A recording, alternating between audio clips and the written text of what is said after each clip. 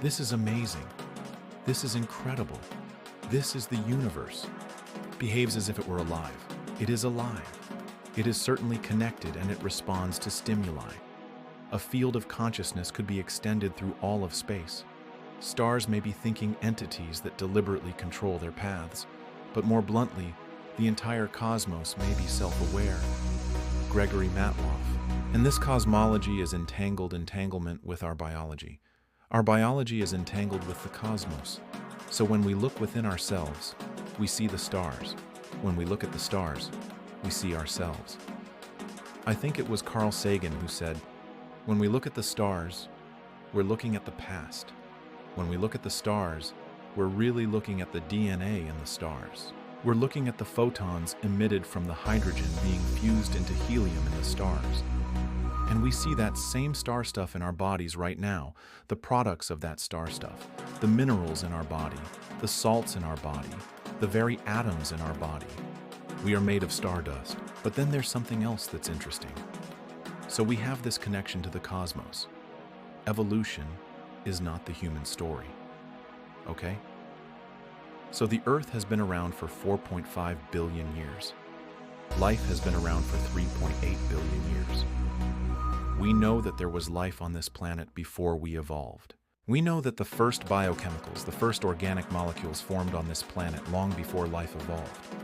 We also know that 200,000 years ago, anatomically modern humans emerged on this planet. And since then, we don't know where we came from.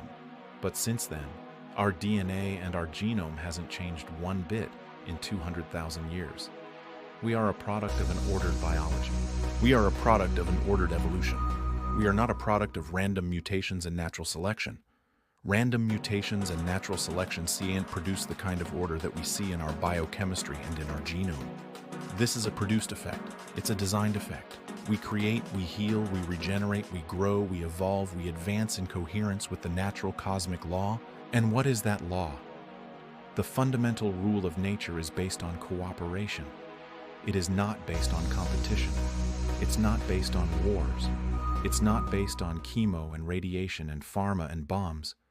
It's not based on warlike language and warlike works. It's based on cooperation.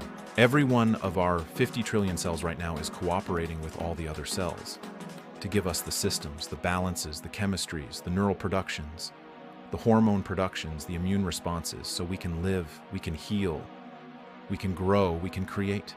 If you have any doubt in the role of cooperation, you need to look no further than the cells that give us life in our bodies. Each of us is a living reminder. So each of us has a unique mission and gifts, talents, and purpose. That is to heal, grow, and expand. Not to kill, destroy, and promote disease and lies, or false science and fake physics and fake physiology and separate biology. Do we love ourselves enough? Because if we did, we would understand that we are the universe made manifest. We are the universe experiencing itself. We are the universe becoming conscious of itself. Each cell is a universe. In each of us is every part, every piece of every atom that exists on this planet. In our bodies, in our bones, in our muscles, in our organs, in our structure. And every part, every piece of every atom that exists beyond this planet in the solar system, in the Milky Way, in the observable universe, it's all here right now.